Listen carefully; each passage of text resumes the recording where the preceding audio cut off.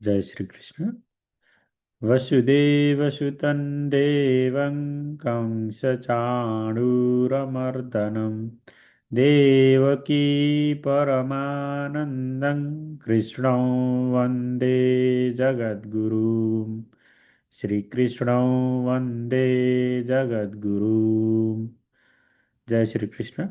आज म भगवद् गीताको 17औं अध्याय श्रद्धा त्रय विभाग योगको पाठ गर्दैछु र यो पाठ मैले अहिलेसम्म लर्न गीताको माध्यमबाट गीता परिवार नेपाल र गीता परिवारको माध्यमबाट सिकेको अनुसार पढ्दैछु र यो भगवद् गीताको 17औं अध्यायको पढाइ मैले मेरो काका अङ्कल अ, चाचा हुनुहुन्छ मेरो भेषराज पौडेल, उहाँ चाहिँ हामी अ, धेरै वर्ष भयो टाढा बसेको। उहाँ पनि विदेशमा हुनुहुन्छ, म पनि बाहिर घर छोडेर बाहिर भएको भएर उहाँको र मेरो भेट नभएको धेरै वर्ष भइसक्यो र अब चाँडै नै भेट हुनुपर्छ भन्दै यो भगवद् गीताको उहाँलाई चाहिँ मैले पढ्नुहोस् र हजुरले अझै पढ्दै हुनुहुन्छ र अझै धेरै पढ्नुहोस् भन्दै उहाँलाई समर्पण गर्दै म यो अ, अध्ययन गर्दैछु, पारायण गर्दैछु आज।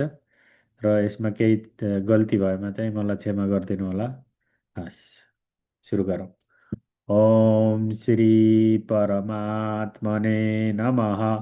श्रीमद्भगवद्गीता अथ सप्तदशोऽध्यायः।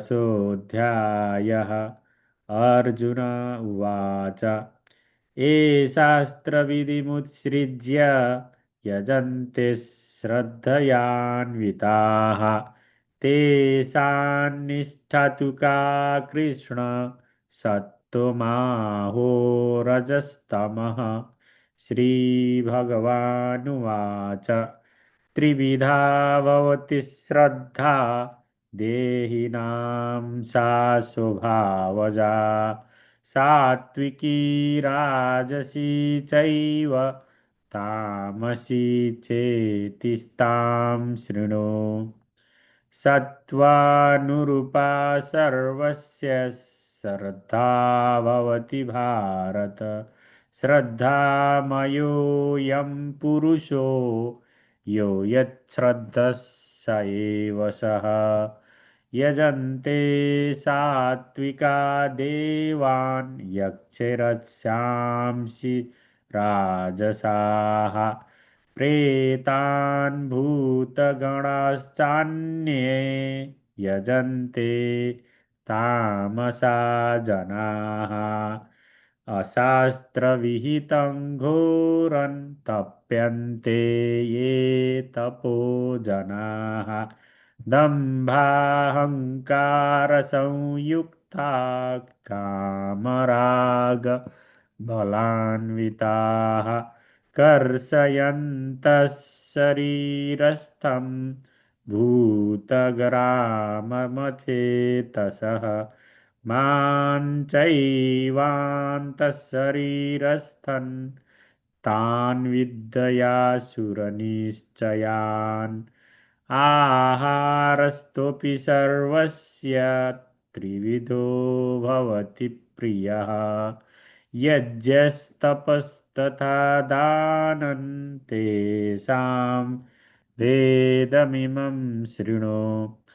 आयुष्सत्त्वबलारोग्य सुखप्रीतिविधविवर्धनाः रस्याः स्निग्धा स्थिरा रिद्ध्या आहारः सात्विकप्रियाः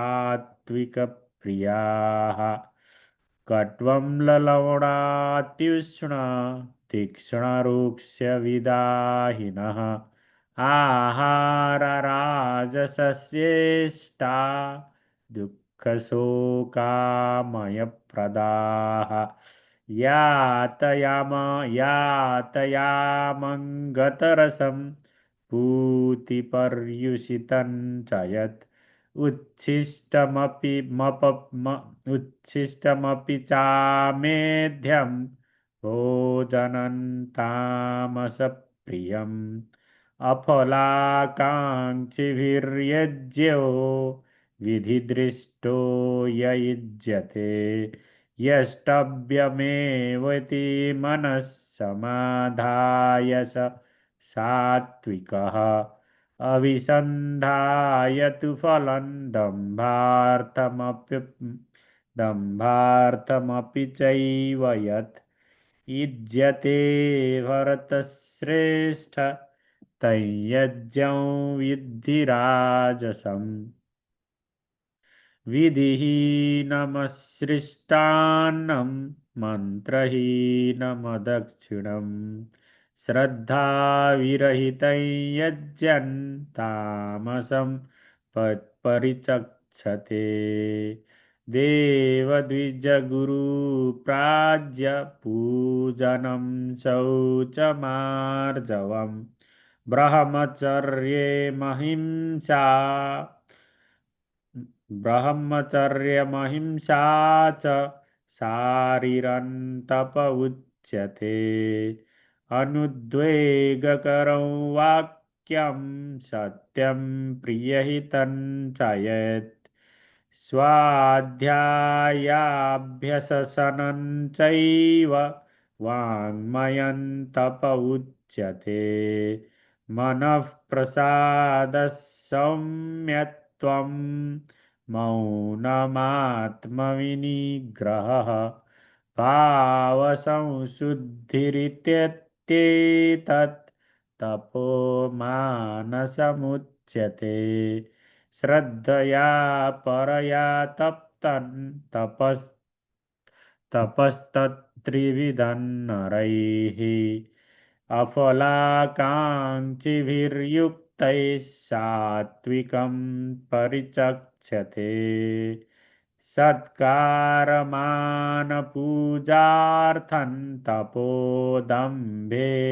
चैव यत् क्रियते तदिह प्रोक्तं राजसञ्चलमध्रुवम् मूढग्राहेणात्मनो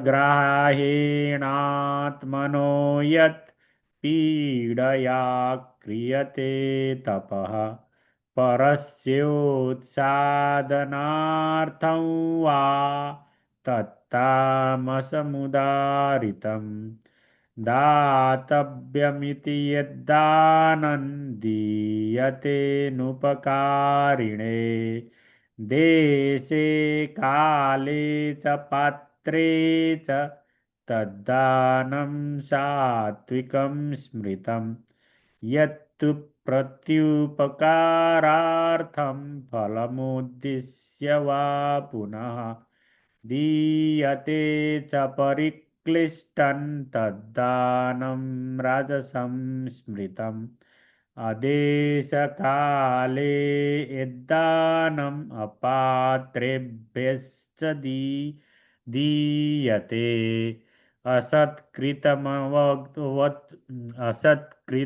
असत्कृतमवज्जातं तत्तामसमुदारितम् ॐ तत्सदिति निर्देशो ब्राह्मणस्त्रिविधः स्मृतः ब्रह्मणास्तेन वेदाश्च यज्ञाश्च विहिताः पुरा तस्मादोमित्युदाहृत्य यज्ञे दानतपक्रियाः प्रवर्तन्ते विधानोक्ताः सततं ब्रह्मवादिनाम् तदित्यनभिसन्धाय फलं यज्ञतपक्रियाः दानक्रियाश्च विविधा क्रियते मोक्षकाङ्क्षिभिः सद्भावे साधुभावे च सदित्यतत् प्रयुज्यते प्रशस्ते कर्मणि तथा शब्दः पार्थयुज्यते यज्ञे तपसि दाने च स्थितिः सदिति चोच्यते कर्म चैव तदर्थीयं सदित्येवा विधीयते अश्रद्धया हुतं दत्तं तपस्तप्तं कृतं चयेत् इत्युच्यते पार्थ न च तत्प्रेत्य नो इह। ॐ तत्सदिति श्रीमद्भगवद्गीतासु उपनिषत्सु ब्रह्मविद्यायां योगशास्त्रे श्रीकृष्णार्जुनसंवादे श्रद्धात्रयविभागयोगो नाम सप्तदशोऽध्यायः। ॐ श्रीकृष्णार्पणमस्तु। ॐ हरये नमः। ॐ हरये नमः। ॐ हरये नमः। हजुरहरू पनि भगवद् गीता पढ्न चाहनुहुन्छ भने लर्नगीता.com मा गएर अनलाइनमा रेजिस्टर गरेर फ्रीमा क्लासहरू लिन सक्नुहुन्छ। जय श्री कृष्ण। राधे राधे।